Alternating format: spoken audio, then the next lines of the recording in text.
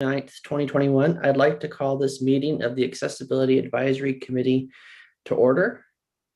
Procedural notes, this meeting is being held electronically as per section 19I of the town's procedural bylaw number 6228-19 as amended due to the COVID-19 situation.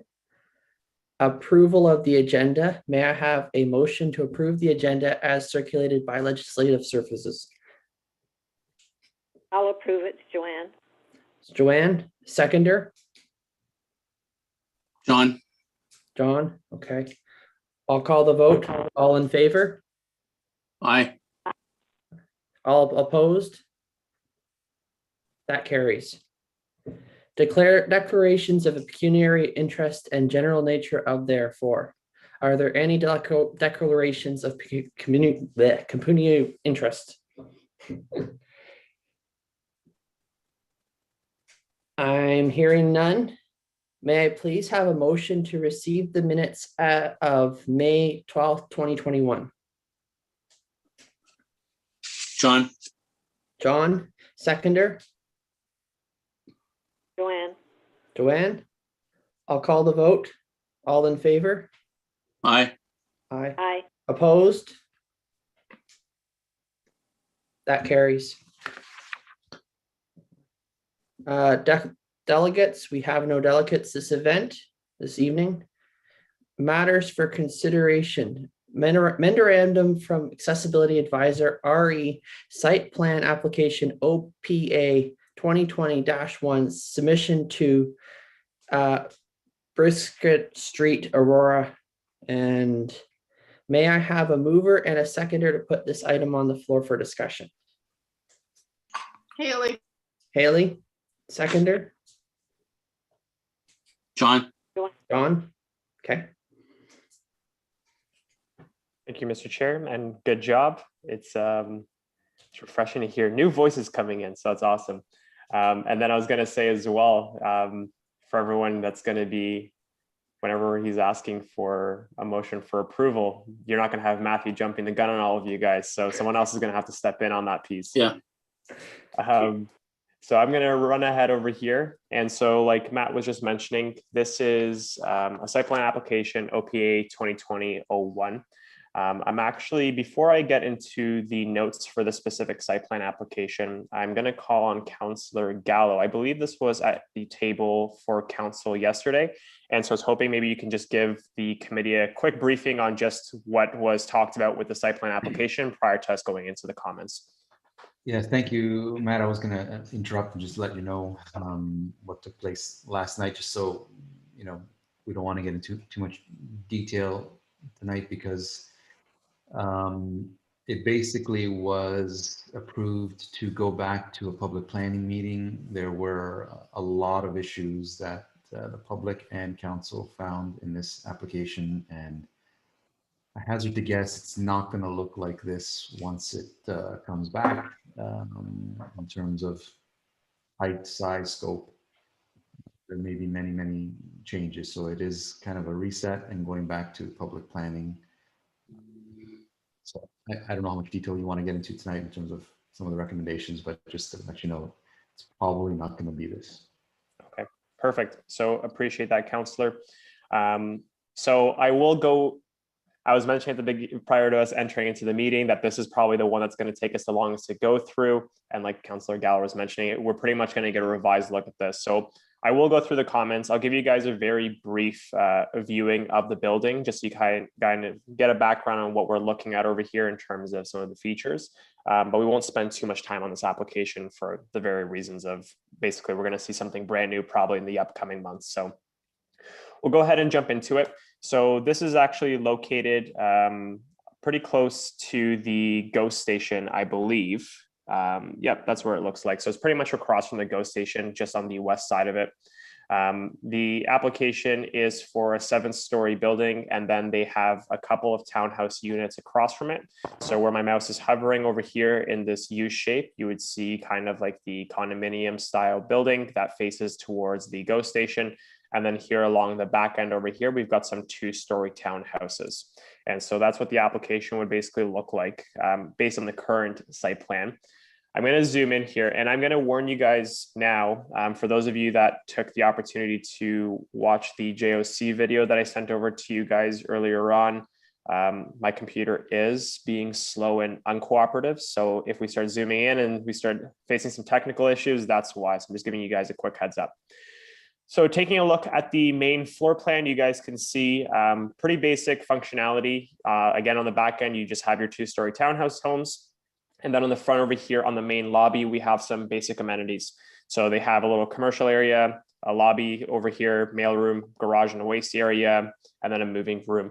And then basically the rest of the building is constructed towards bedrooms. And so for the main floor, you can see they have their entrances leading straight out from all of the bedrooms directly onto the exterior paths of travel for Bercy Street. And so that's again, we're going to go through this fairly quickly just because we're probably going to see something a little bit different. So I'm not going to spend too much time on it. But on the inside of it, you can see that there is also an outdoor amenity available to the residents of this specific area. And then there is the ramp that leads down to the parking garage, which we're going to take a look on the following slides. So in terms of barrier-free access for parking, there are 2 parking levels for this condominium strata plaza. The barrier-free parking,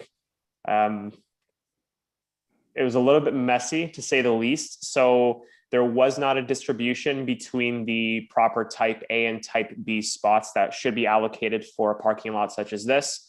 And then you can see based on where they're sitting, they're not really close to the elevators either.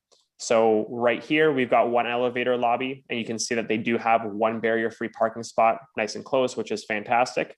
But then they've also put the additional barrier-free parking spots on the opposite side of it. So people that would have been parking here would have to walk around the entire area and then go in through the vestibule. And then you can see that's being mimicked on the opposite side where you have your type B spots over here that do have a facing glance at the vestibule to enter into the elevator. But then the type A spot is located directly behind it, which again, they would have to hop out, walk around a couple of parking spots, walk around the wall, and then come back into the elevator lobby. And so you would see this exactly the same on both of the parking floors. And so I'm just skipping over to the next one. And so basically it's an identical piece. So in the comments, I've asked for them to basically relocate the parking to be face fronting for the elevator lobby. And then obviously to properly distribute the type A and type B spots. There should be an even allocation between both of them. And so if there's an odd number, that's the only time that you'd see the extra type B spot. But in this case, they basically provided a minimal amount of type A's and doubled up on the type B. So that would have to be an adjustment that they're showing us in the future site plan applications. Jumping on to the main floor. So this is again, just a little bit more of a zoomed in view. You can see again, they've got a front lobby coming in from the northeast entrance, and they've got another area over here on the southeast where you have a couple of the amenities, and then basically the rest of the building is just straight residencies. So you can see these are all bedrooms that have access right to the exterior path of travel. For the staircases, I did indicate, as we like to do, for the evacuation chairs to be considered to be added in there, including the tactile plates. And then again, over here, you can see for the other side with the town units, off the street, there is entrances from the exterior path of travel to enter into these buildings. So again, quick review, but we all know why we're going so quickly through this one. Now we're just taking a look at the additional floors because this doesn't really matter to us anymore. I'm just going to go through these fairly quickly. So each of the floors are going to basically have the exact same layout. All of them are fully bedroom based. And so you're not going to see anything different minus the sorry, it's not even gonna be different, but the elevator lobbies are going to be located on the south and north side of the condominium. And then you're going to have basically bedrooms running across the hallway into the U shape the entire way. So you'll see that as I flick through these next couple of pages. So here we're taking a look at the 3rd floor. As you can see, pretty much exact same layout. We're taking a look at the 4th floor over here. Same layout. Skipping over to the 5th. Again, same thing. 6th. And then we're just jumping on to the 7th one here now. And so we're just going to continue along. I'm just going to stop very quickly before we kind of start taking a look at the outdoor amenities. In the next couple of graphics, you'll see some images of how like the building looks. As Mr. Gallo has already mentioned, that's obviously going to change. But any comments or questions about the interior of this condominium so far? No, okay. So continuing on, the exterior rooftop is designated with an indoor amenity, and then they're looking at providing some outdoor gardening and amenities out on the outside. We did provide comments for the outdoor amenities to ensure that they have accessible tables available to them. And then I didn't mention, but for the lobbies, I also mentioned if there's going to be any customer service counters or anything to ensure that they have an accessible spot allocated and that we have induction loops put in there as well. So those are some of the comments that I put in for this specific piece. Taking a look at the elevations, I'm just going to zoom out so it's a little bit easier for everybody to see. There you go. This is taking a look at the east elevation. So this is what you would see from the GO station. So as you can see, here are your entries into the lower floor rooms. Next depiction is of the west elevation. So on the opposite side, the faded background is just to indicate over here that we just have our 2-story condominiums that are not attached to that U shape in the background. And then you can see over here on both the north and south elevation, they're basically just showing the trajectory of the floors kind of going up at an angle and so on. So I'm just going to jump over to the rooftop so you guys can see that very quickly. And then we'll pretty much wrap up the site plan and go to the applications that we actually will provide comments for. So here's a good depiction as you can see it from the outside. Computer just going a little bit slow here, so I apologize if it's being choppy on your end.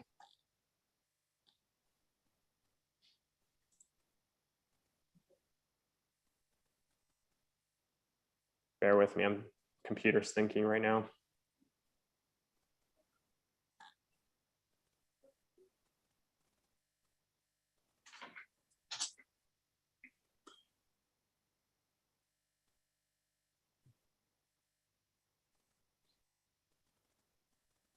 And there she goes. All right, oh, here we go. There we go.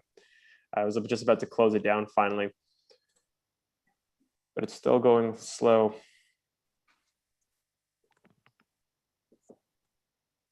Pandemic was too much for it. You know, it's funny you say that. It's been amazing throughout the entire pandemic. And then the last 2 weeks, all of a sudden, with any video creation or any PDF work that I've been doing for documents that are larger, the processor has been struggling with actually being able to just open the documents. As you can see, like it's still thinking and just trying to flip over to the next page. So on this one over here, you can see that we've kind of returned and we can see a little bit of a graphic for the outdoor amenity in between the building. They have provided some seating over here on the edges, and they kind of have a little bit of a garden section. And then the same thing like we were showing on the rooftop as I jump over to the next ones. Similar kind of idea. So we have our little garden sections. There is some there's seating over here. We indicated in our comments to ensure that they're providing accessible seating.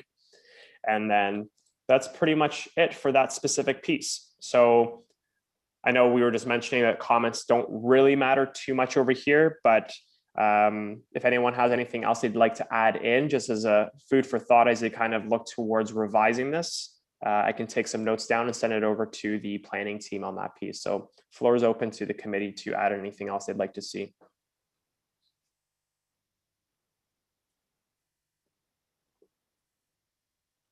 Okay, Matthew, I didn't think I was going to get anything. Okay. It's pretty meaningless, so go ahead. If there are no comments, I'll call the vote. All in favor? Aye.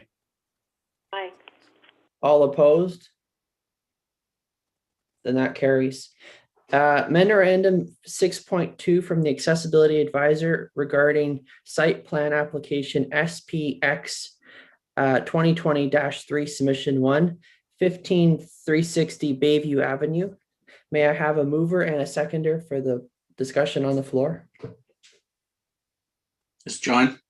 John, seconder. Joanne. Joanne? Okay. Thank you, Mr. Chair. So like Matthew was mentioning, so this is going to be for site plan application SPEX 2021-13. This is located on Bayview. This is the Home Depot there on Wellington and Bayview Plaza that we're going to be taking a look at over here. And so we had some issues with the Home Depot when they went ahead with changing the layout of their parking lot when the pandemic hit. They altered some of the parking close to the lumber section, looking to add in some curbside pickup locations. And so we've had them come back in. Bylaw showed up over there and asked them to actually go through the site plan application process. And so they have done that now. And so we're going to take a look at the new proposed parking. That's the only piece that we're looking at in this application. So if any of you have any specific beef with Home Depot, we're looking specifically at the parking. So I just want to make sure that that's on the floor. People are aware of that piece. So taking a look at the barrier-free parking on this first piece, this is the original parking that you would have seen at Home Depot. And so as you can see over here, they have their 6 spots. The one nice thing about the Home Depot Plaza is all the barrier-free parking is enlarged. So you're looking at pretty much only type A spots. They don't actually have a mix of type Bs in there.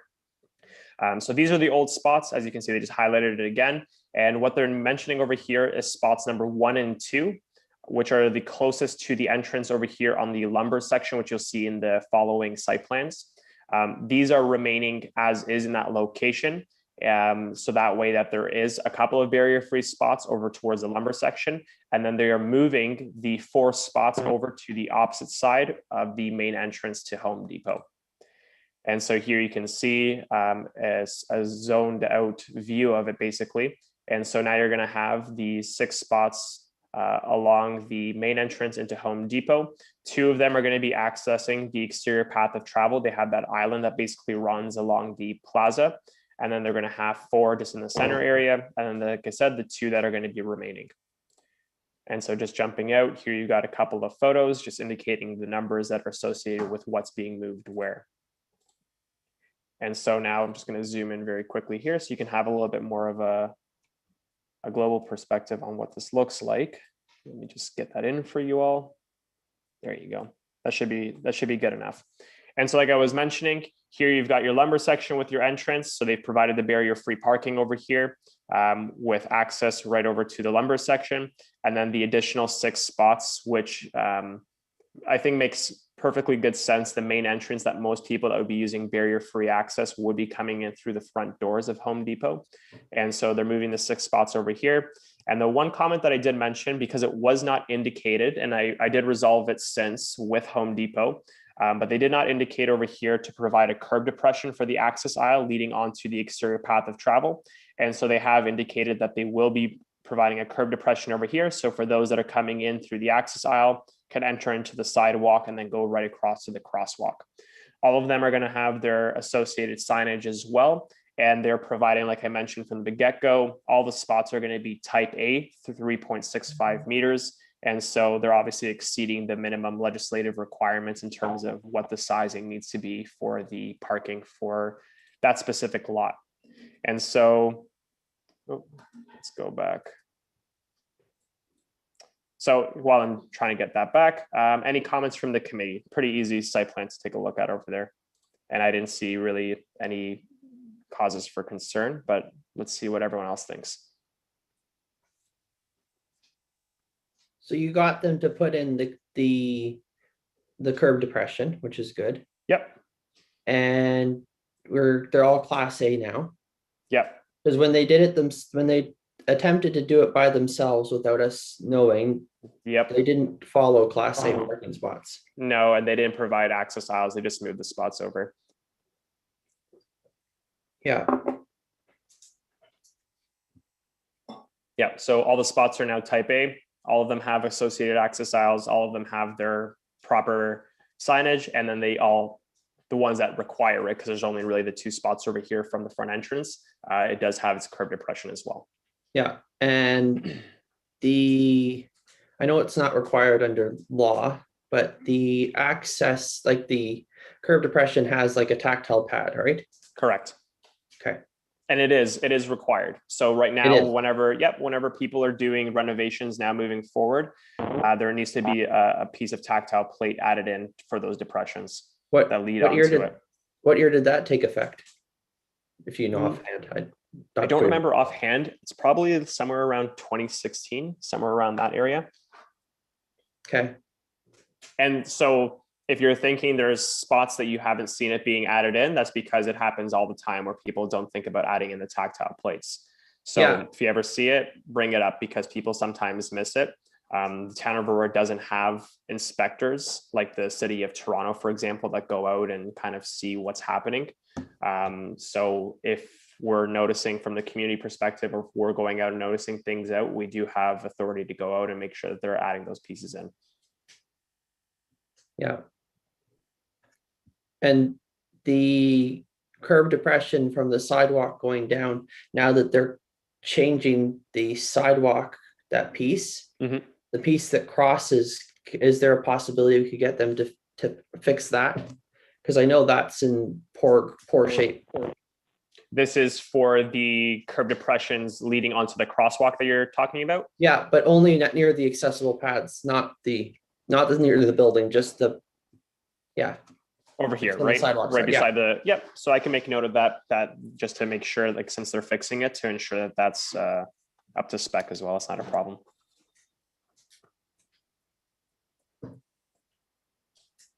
One thing, it's Joanne here. One Yep. thing I always notice when I'm out in accessibility parking is the difficulty is they put in the parking and then they only have like one ramp that sort of goes up onto the sidewalk. And when I'm looking at this, I'm just looking at the pages you've got. Yep. The yellow So strip- extra small. Eh? So it Yeah, looks the extra small, right? Yeah. The extra space that the yellow strip, is that yellow strip the traveling strip between the car spaces? Yeah, so the access aisle would be what you see, like those little diagonal lines between the two parking spots. That's what would be the unloading spot for the barrier-free parking, correct? So that goes all the way up right to where we have to get to go into the building? Nope. So the access aisles are just the length of the barrier-free parking. And then most of the time, if there is an exterior path of travel that you're supposed to go onto, so in this case, right next to the middle sidewalk, you'll see a curb depression for that. But other than that, usually those access aisles, they don't correspond or connect to a crosswalk. Too bad, because it's really difficult when you get out of a car. If you get out on the driver's side of one of the cars and you're by a ramp, in most places you can get up. Then you get out in the next car over, and you have no ramp. So then you have to go around the back of the other car and come up on the other ramp. And it just doesn't seem to make it easy to me to get somebody from point A to point B. So I don't know. Yeah, and so I think it depends on the specific build. In this specific example, both individuals that have access to that curb ramp would be able to get on it no problem with like the way this is built. Depending if it's driver, passenger, the way they pull in, they'd be able to get onto the access aisle and then use the curb ramp to get onto the exterior path of travel. So in this case, that shouldn't be an issue. Well, we have to remember there's people that get into their own wheelchairs, and there's people that have their walkers. And like I had to go to an appointment today to get my other shot, and somebody had to go with me because I can't manage the walker right at the moment, plus all the walking. So the thing is, I always find it really confusing when you get to a spot and you can't get from point A to point B without, getting up a ramp or going straight there instead of having to go around cars and everything else. Yep. That's the one thing that concerns me. So. Yep, that makes sense. And like I said, in this case, I think we're good on this site plan, and we'll obviously be watching that for future applications. There's actually a good example of what you're looking for, Joanne, that we'll take a look at in the next site plan application that we're going to be looking for the BMW dealership, which speaks to what you're actually mentioning. So we'll speak about that in further detail actually when we hop over to the next site plans. Okay. Thanks for the comments. Does the committee have any further comments or questions? Nope. Then if there are no further comments, I'll call the vote. All in favor? Aye. Aye. All opposed? That carries. 6.3 memorandum from accessibility advisors, RE site plan application SP 2021-3 submission to 1623 Wellington Street. May I have a mover and a seconder to put this item on the floor for discussion? Joanne, Joanne, seconder. I was waiting for Haley, so make it John. John. fight Thank you. over it, Gus. Thanks, guys. And thank you, Mr. Chair. So this next site plan application, like I was mentioning, we're going to be taking a look at the Bmw dealership. And so no issues with our previous comments that we provided to the dealership, which was great to see. And then a couple of updates that I want to show you very quickly.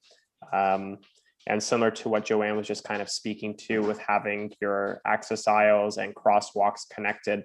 So what they've basically done is they've provided additional barrier-free parking. So here we last time saw that they had their 4 barrier-free parking spots. They have a nice mix of type A and type B. And then you can see they have the fully extended access aisle, and they've connected the crosswalk that leads right into the entrance.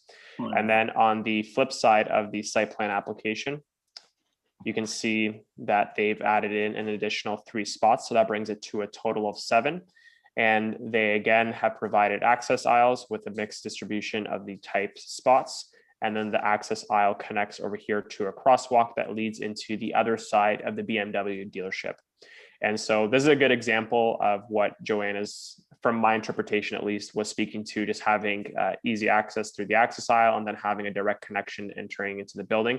This isn't an example of a specific curb ramp, just because this is a flat area, but this is a nice connection that you can see over here where people are thinking about having the access aisles connected. And I like this site plan as well, because you normally see some people trying to cheat occasionally where they actually have the crosswalk or path of travel lead through the barrier-free parking, right? So if we had this flipped where the barrier-free parking was closer to the building, sometimes you'll see that crosswalk actually go right through the access aisle and they try to share it without designating that this is still access aisle. So one thing we always want to look out for on these site plan applications is that there is a distinction between what the crosswalk looks like and what the barrier-free parking access aisle. So here you can see that they are providing the diagonal lines, indicating this is specifically for passengers of the barrier-free parking to be using, and it's not indicated specifically as the crosswalk. So that's good to see on this application. And then they didn't provide the interior drawings again on the second submission, but we did not hear anything back from our first comments. Sorry, trying to flip back here. So I had no further comments to add in just because they went above the needs over here on the exterior part, and there was no additional site plans in this application that they're providing on the interior. So again, very easy to look, but comments are open to hear from the committee. And one final thing before I just said that, but they also moved the bike over here. Originally, they had it along the exterior path of travel on the side of the building that kind of blocked off the exterior path if people wanted to walk around from one entrance to another. And they moved it in so that way it does not impede that exterior path of travel anymore. So now you can have the floor.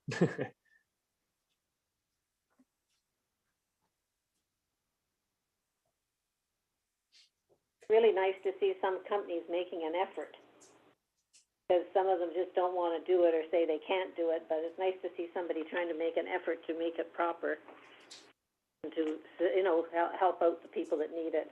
Yeah, this one looks very good. Like from the exterior part, again, we don't see it on the interior, but even the first time we took a look at it, pretty detailed together as a group. Overall, it was very well done. Yeah.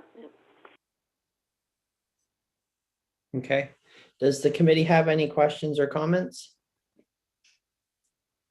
No. If there are no further comments, I'll call the vote. All in favor? Aye. Aye. All opposed? That carries. 6.4 memorandum from accessibility advisor, site plan application SP 2021-4 submission to 1623 Wellington Street East.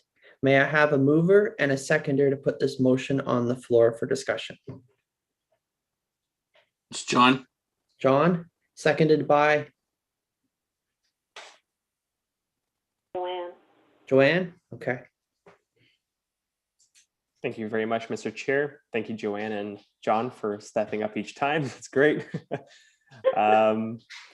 So we're going to take a look at this site plan application. This was actually for the storage units. I'm sure you guys are, I don't remember if it was exactly the last meeting we had or the one prior to it that we were discussing it. So I'm just going to zoom in very quickly over here. I had no further comments for it. Originally, when we were last speaking about it, and let me just zoom in one more time over here. We were asking for the developer to actually split up the barrier-free parking. And so on the next drawing, you'll see it a little bit more clearly as I go into it. Originally, we were asking for one barrier-free parking spot to be over here where my mouse is hovering on the left side of the building. And then we were asking for the second spot to be distributed over here on the other side of the parking or the drop-off area for loads coming into the public storage, because there was an additional doorway that led into the building. Now, I brought those comments back. I spoke to the planners after I actually saw the second submission come through, because we saw the interior drawings. And that second spot that we were originally talking about actually does not benefit people that are using the barrier-free parking. And so I'll show you what I mean by that. And here's just a little bit of a better view. I'll zoom in again quickly just to kind of give everyone a refresher. So again, they did a good job over here providing a crosswalk with entrance and a curb depression onto the exterior path of travel. And here's that one entrance that we were speaking about that leads into the office. Here's the pull-in loading area. That's no parking. And then here's the additional parking spot that we were additionally asking for the barrier-free parking to be added to. And I'll jump into the next slide to show you why we are not going down that route. Here's just an exterior view. So I'll give you guys a quick second just to see that.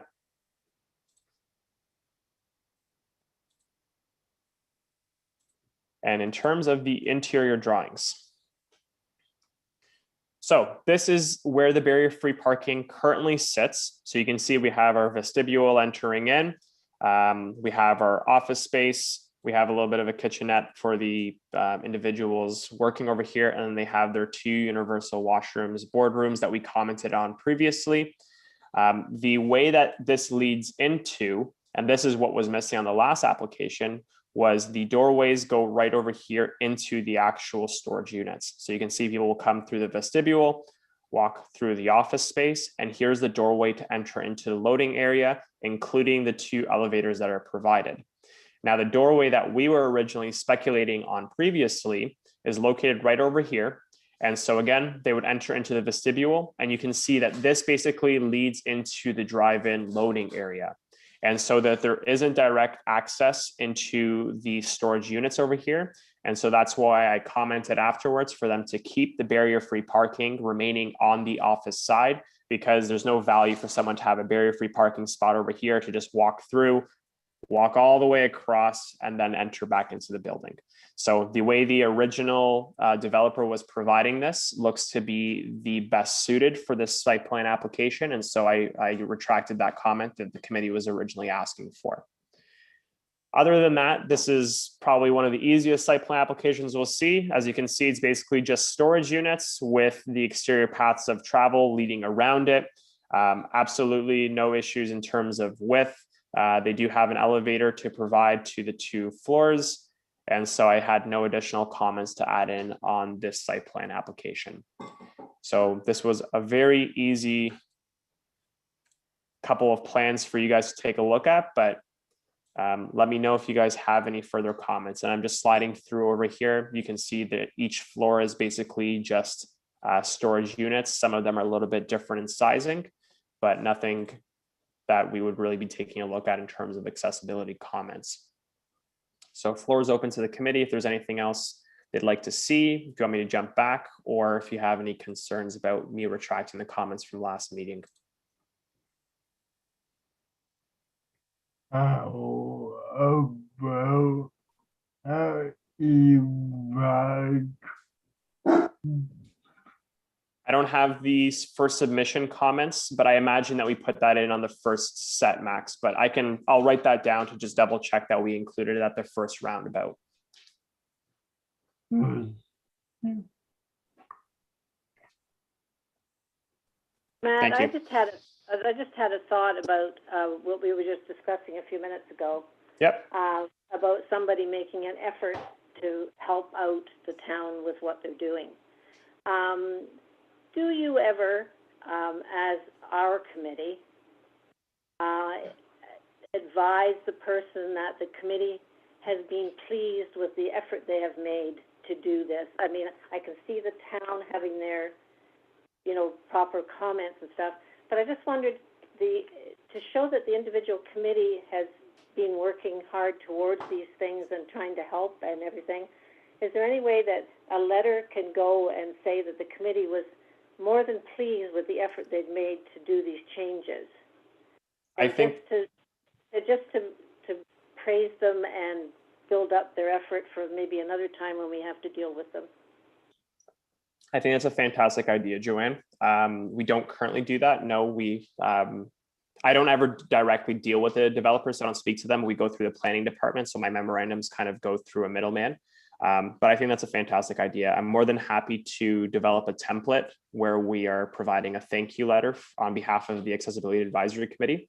And so when we return in September, I could have that template available for you guys to take a look at, provide your comments. Even during the summer, I can send it through email, and Joanne, I can send it to you through mail if you guys want to comment during the summer period, if you're okay with that. And then that's definitely something that we can have happening moving forward. I think it's a good initiative to bring in. Well, I think it's something that's very important because I'm very big on getting donations and things like that in my life, and I make a big effort. I went into one store and a man who used to donate to us all the time, he said, "I'm sorry, I can't do it now. I can't afford it." And I said, "Oh, that's fine." I said, "We've so appreciated everything you've done, and it's been so helpful to our group in past times when we were raising money." And before I got out the door, he asked me to come back, and he gave me a donation. So it's just, you just pat them on the back and do a little bit extra, and then when we need something, it's a little bit easier. Yep. That's the way I look at it. Yeah, I'll ask the committee to comment on it as well, but I think it's a good idea. I've written it down, but I'll open the floor to everyone else to see what they think on that piece. I like the idea. It doesn't hurt any of us, right? So Yeah. I'll build the letter and I'll send it out to everybody just for a formal review. It'll just be something basic, and then I think this is a great initiative where after we review site plans, if you as a group believe that this is an exceptional site plan application that's come through, we're more than happy to send that out. And like Joanne was mentioning, it's a small gesture, but all those little pieces add up over time. And who knows, one day where we might ask them to do a little extra for us, they might be a little bit more willing to do it just because of the previous comments of us endorsing and working with them. Pat them on the back, and they'll probably give you a big donation to something sometime. Yeah. Nothing like sugaring it up. That's right. You'll attract more with honey, right? I've learned over the years. Thanks, Joanne.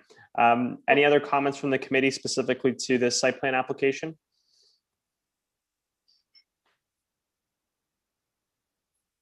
Okay. If there's no further comments, I'll call the vote. All in favor? Aye.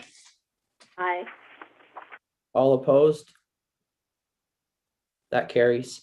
6.5 roundtable discussion regarding Town of Aurora Accessibility Plan 2018 to 2024. May I have a mover and a seconder to put this item on the floor for discussion?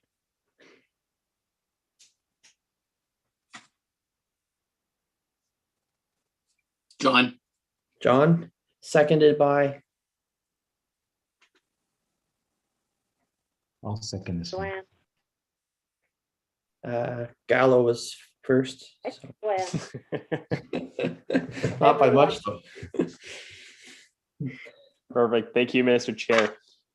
So a couple of things to review over today. No new updates from the operational sheet that we went through in detail last week. So I'll go ahead and jump straight to the facility accessibility design standards. So I'm just going to hop out over here. Give me 1 second while I reshare my screen to our browser, and you guys can take a look at the new and updated version. So you guys wouldn't have received this in the actual package. I just got it from the vendor earlier today. They were still working on it.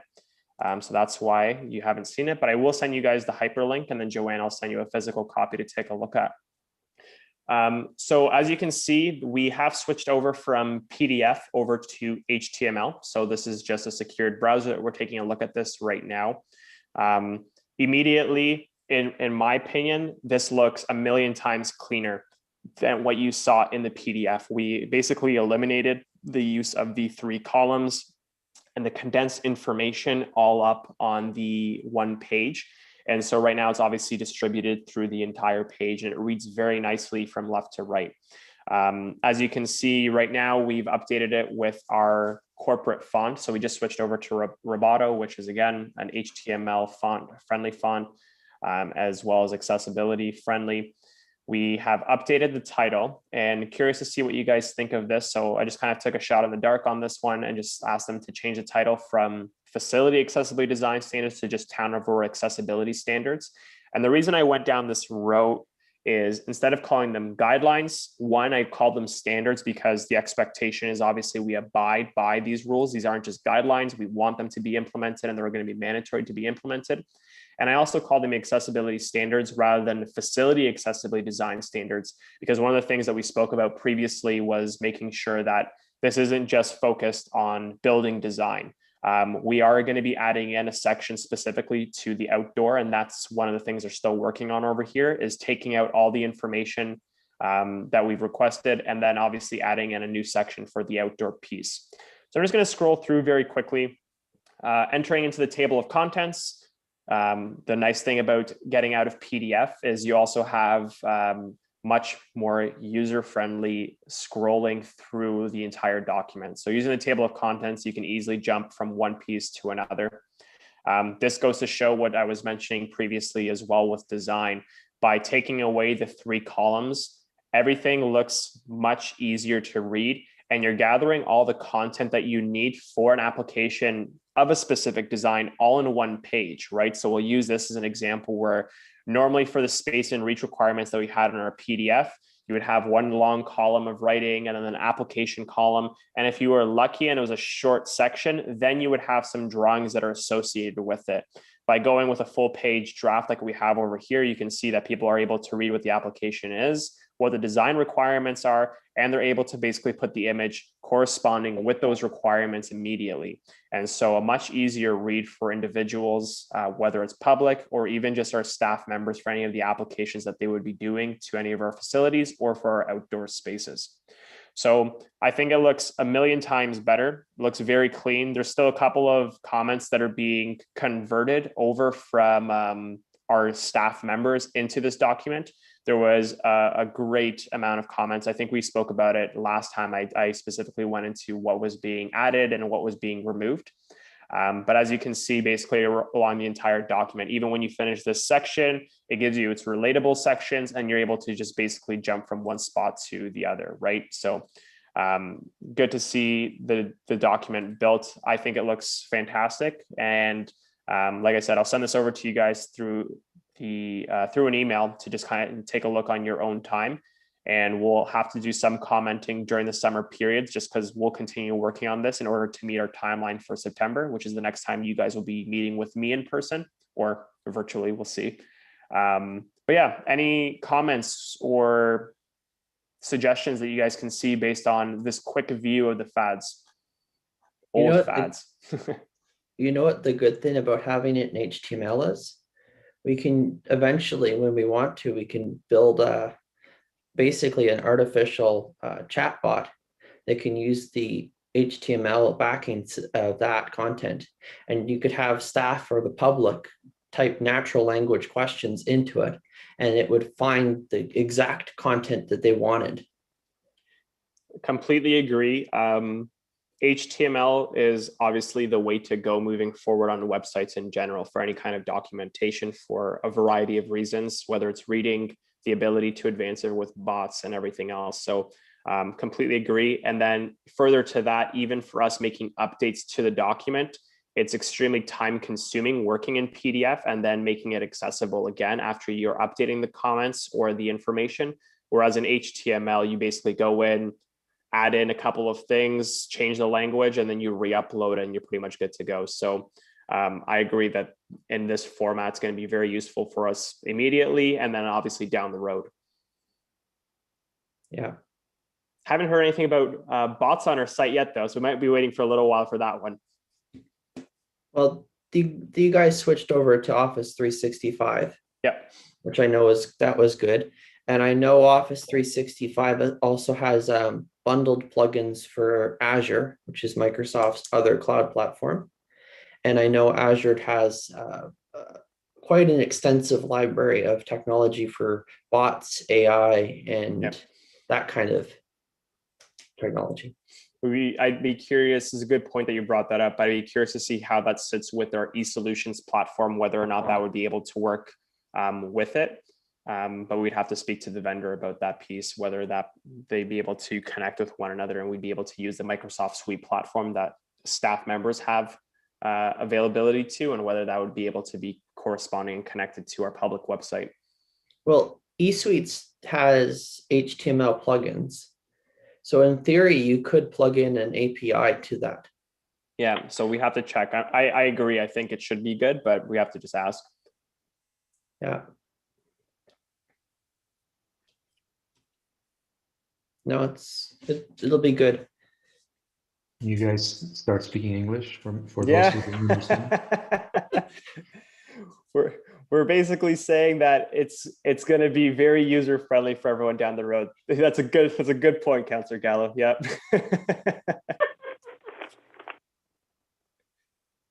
So this will be public eventually. This is going to be public, yeah. So right now it's just on a secure site for us to just kind of take a look at. But this is going to be straight onto our accessibility page moving forward for everyone to be able to use. Like we mentioned, at the moment, this is for municipal builds, and then the plan at some point, and planning has agreed already to kind of have this conversation down the road, is how we can start implementing and pushing this towards the private sector, which I know is our big battle, right? When we're taking a look at this and we see a lot of the minimal standards from the OBC and the design of public spaces being added in for new builds. This is basically our gold nugget once we get to that point where we're basically applying a new universal standard towards even the private sector and meeting the above minimum requirements that we would like to see on a lot of these constructions. Yeah. Can we tie this document into our like accessibility plan that's like the book? We can tie it in. So I was mentioning last meeting that in September, I'll give you guys a draft of the new accessibility plan for 2022 to 2026. And we can definitely throw that in there. So I can speak to planning what they believe is an achievable timeline.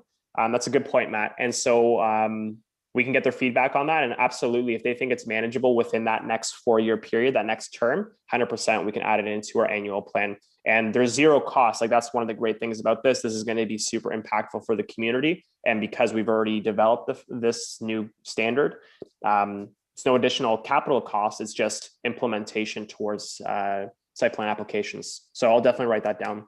Okay.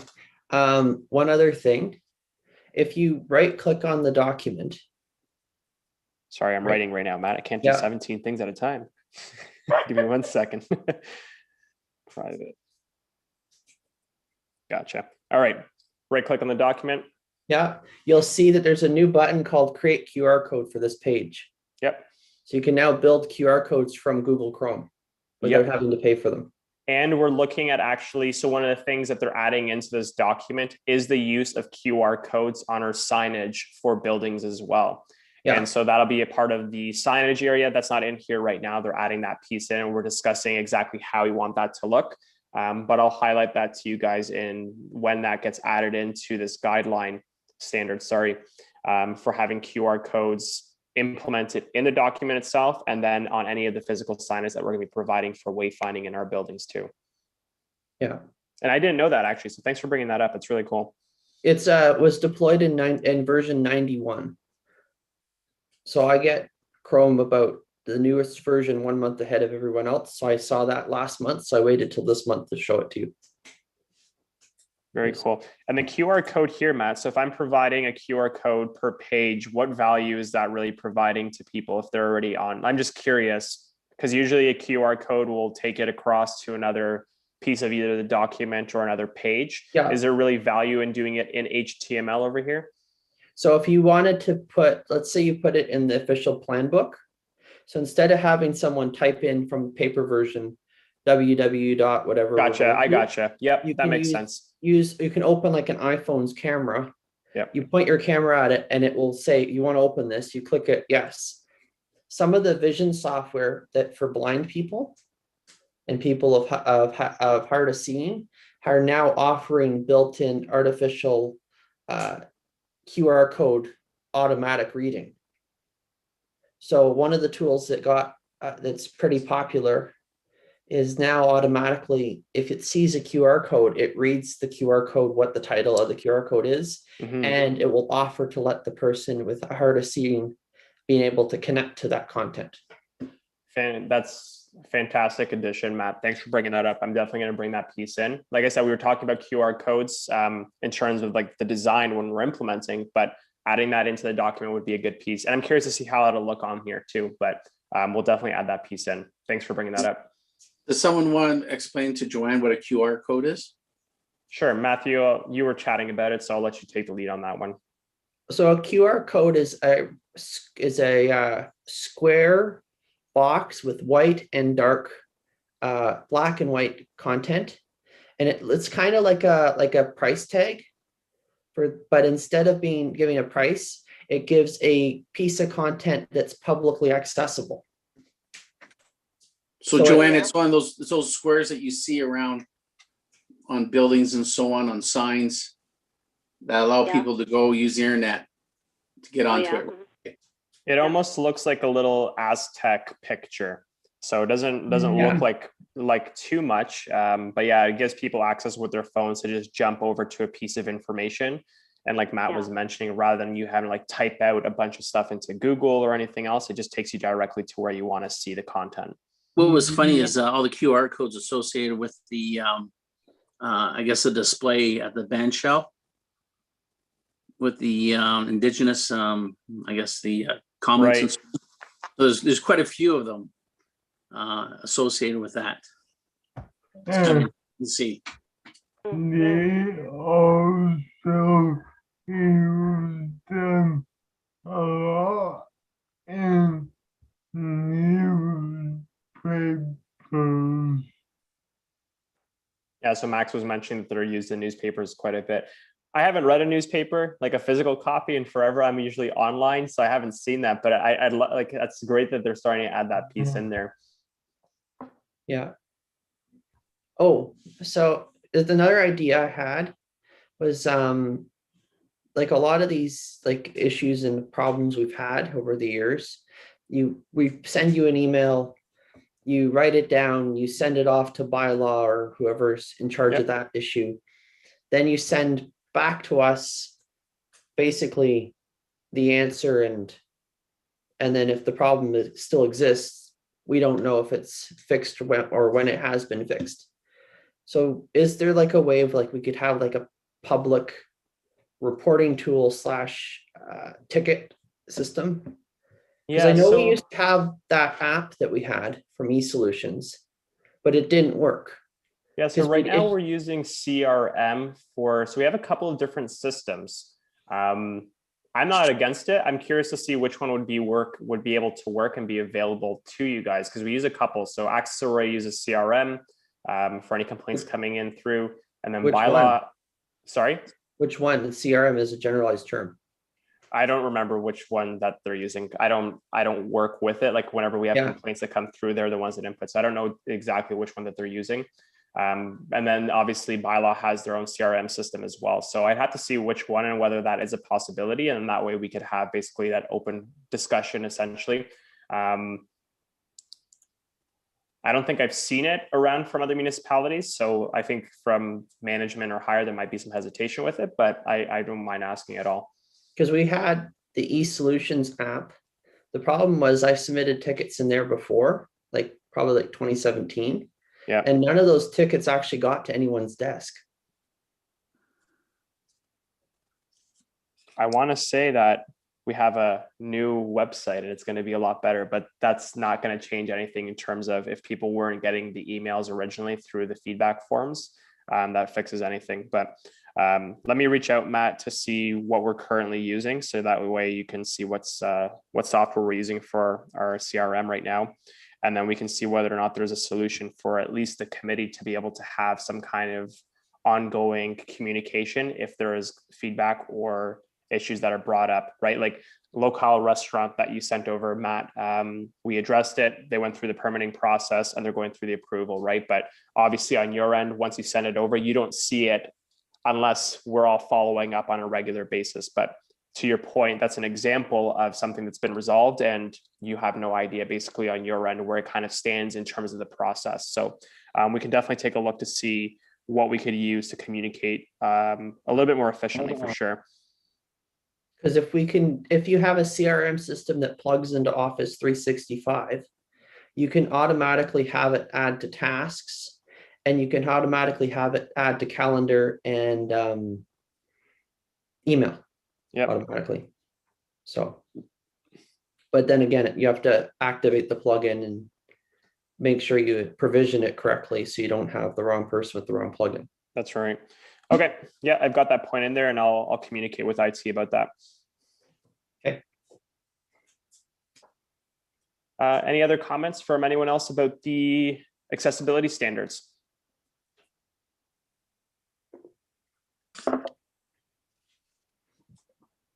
Okay. So next thing I'm going to show you guys for the roundtable discussion. Matt was asking about this at our last meeting. We're going to take a look at Machel's alley, actually. So I'm just going to share my screen.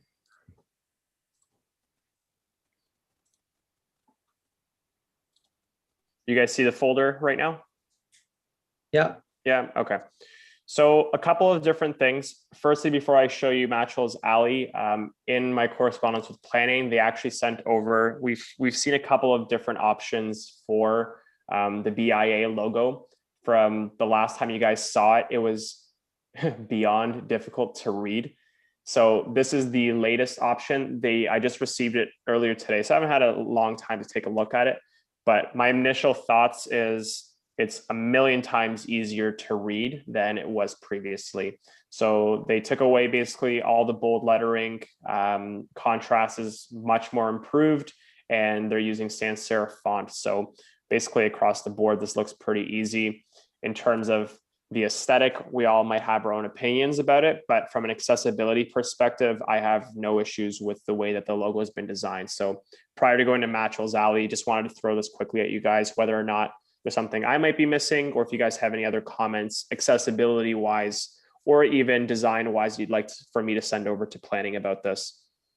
I wonder if that type of green is going to be a problem, because it's kind of green, and I know green is the most common colorblind color, so it's always a concern. You check the car. Haven't checked anything, Max. Just got it like 1 hour ago. So I'm just showing it to you guys quick, but we can check the contrast on it.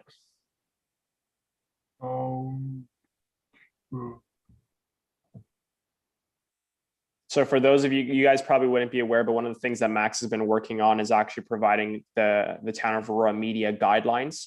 And one of the sections within there for social media blasts or any information that we're kind of posting in terms of logos and content, Max has provided a sophisticated table that shows how to use contrast with our specific Town of Aurora colors to ensure that they're always legible and that the appropriate colors are mixed together. So the right type of green on a background of white, same thing for blue, or blue with green.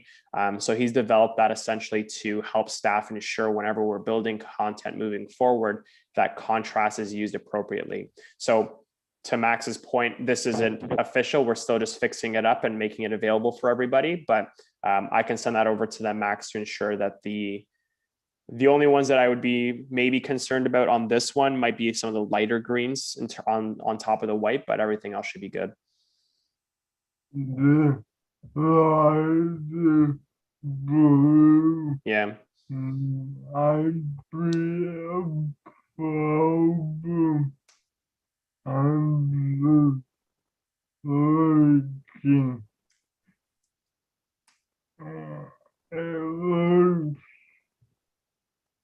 okay, but It's borderline. Yeah, so we'll take a look at that, Max. We're not going to hold up the committee while we try to figure that piece out, but we'll definitely take a look at the contrast piece. Any other comments from anyone else about the logo? And this isn't the official one. Like I said, this is just something I received, that this is like the latest option that they're looking at. Okay, not hearing anything. So Machel's Alley. So Matthew was asking about this at our last meeting. So I reached out to our planning department very quickly about this. So the space in Machel's Alley, which is on Yonge Street, just a little bit south of Wellington, if I remember correctly. There's a space in between the buildings over there on the east side of Yonge Street that's been donated by the current owner of that lot. And it's going to be used by the town of Aurora temporarily all the way up until September to provide seating, lighting, and kind of like a hangout area, rather than providing patio extensions for all of Yonge Street. Because as all of you can imagine that are familiar with Yonge, it would be a disaster if we took away even one lane on that street. So they're adding this in. So I'll show you a couple of the different pictures that have been sent in. And so just to give you an idea of what's going to be provided over here, there's going to be about 10 to 15 tables and umbrellas provided. And let me just show you the other pictures so you have a better idea. So you can see that they're ripping up the old grass and dirt over there, and they're leveling it out, as you can see over here.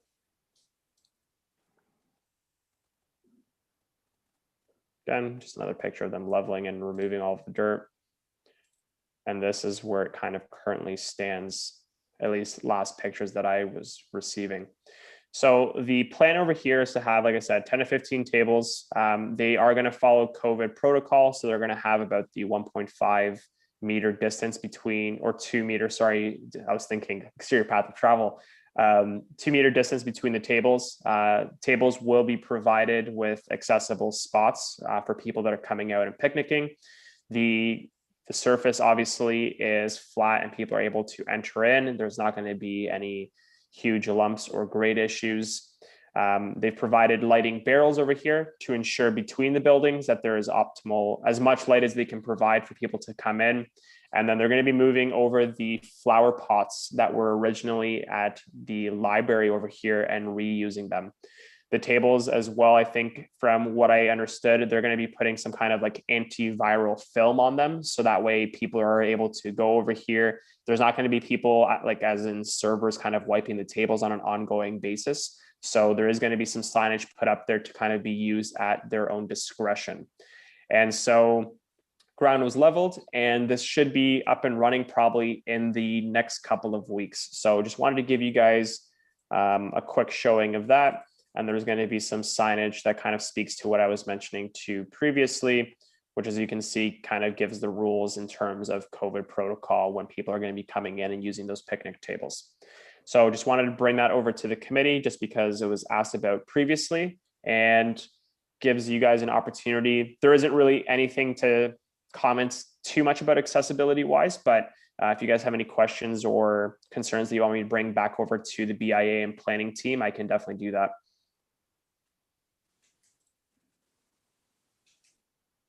It's pretty good. It's good now that we know what they're doing. Yep. But I still think it's funny with their no littering signs in some of the parks, how they have the picture of the fish. It's like who goes to a park and throws a fish on the ground? That's actually a good point. Yeah. But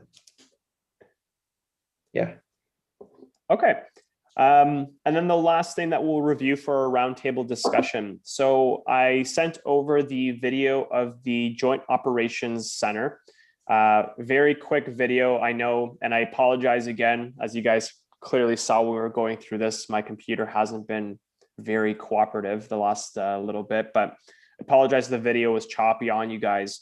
But the good thing was it was pretty short. There were more issues, I guess, on the exterior of the specific building in terms of the curb depressions, adding in the tactile plates, and then some of the signage in the exterior path of travel that we need to address. And that's something that we can probably do in a very timely manner in the next year. We can try to do it this year. I'll bring it up for sure to get addressed immediately. And then if not, we can definitely have it done by next year. I don't see an issue with that.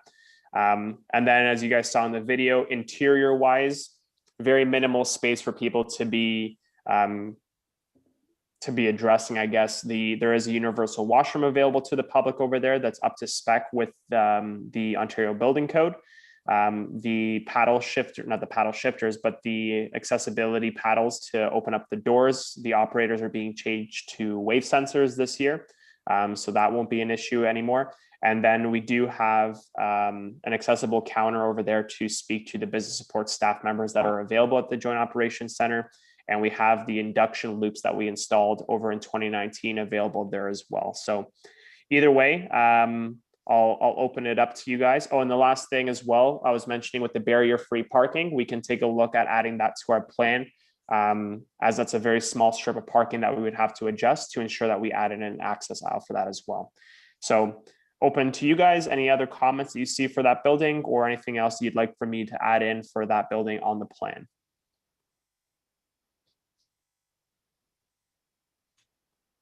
I haven't had time to look at it, so. Shame. Through you, Mr. Chair, it's John. On the accessible markings for the parking spots, could we do Yep. blue background and yellow lines on it? As well as the crossover, make sure that we mark that out with yellow lines or hash marks, whatever we want to do, but. Crosswalk. Okay, got it. Thanks, John. Thank you. And sorry, you were mentioning for the signage as well. Did I hear that right? You wanted the signage to be? No, You're just talking the crosswalk pavement. and the pave. Yep, gotcha. Pavement, yeah. Yep. So the blue background and yellow lines, right? Because they look like they're faded already. They're white lines, white markings. Yep. And in the wintertime, you won't see them. So I don't, Yep. That's what I thought I heard you say. So thanks. I don't see tactile pads on them either. No, so that's what I was mentioning. So there's only one set of tactile plates that got added in right in front of the main entrance into the building when they updated that piece and added in a curb cut. But the other pieces of the sidewalk are the old way of adding in tactile indicators. So they have those Lines. the lines basically going through there that I know we all aren't a fan of, but that's what they did over there. So we would be updating those to have the actual tactile plates in the ground.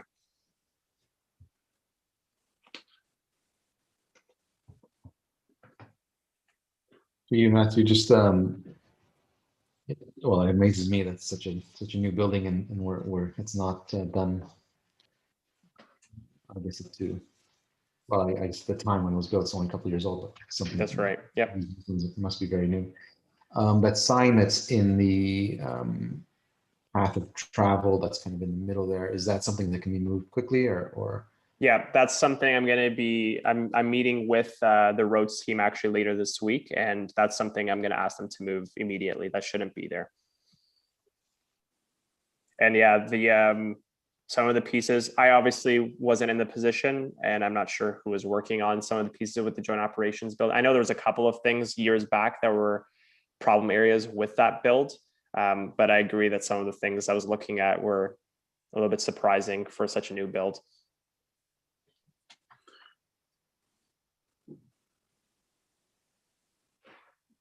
It's Joanne here. I'm having a bit of trouble with my phone, so if I disappear, you'll know why. Thanks, Joanne. No, it's pretty good. Okay, so that was it from me. So for the first time in almost a year, guys, I kept my word, and it looks like we're actually going to be ending before 8:30. So if there is anything else that you guys would like to add to the agenda or speak in terms of the round table discussion, now is the chance. Otherwise, I'll give you guys a minute to do that. Otherwise, I'll hand it back over to Matt to adjourn.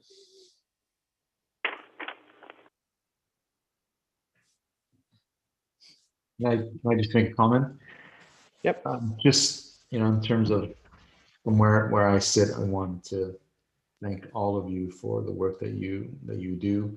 This is the first time sitting on this committee, so I kind of had an outside view of what was done, and I just wanted to express my appreciation on behalf of the town for everything that you guys do.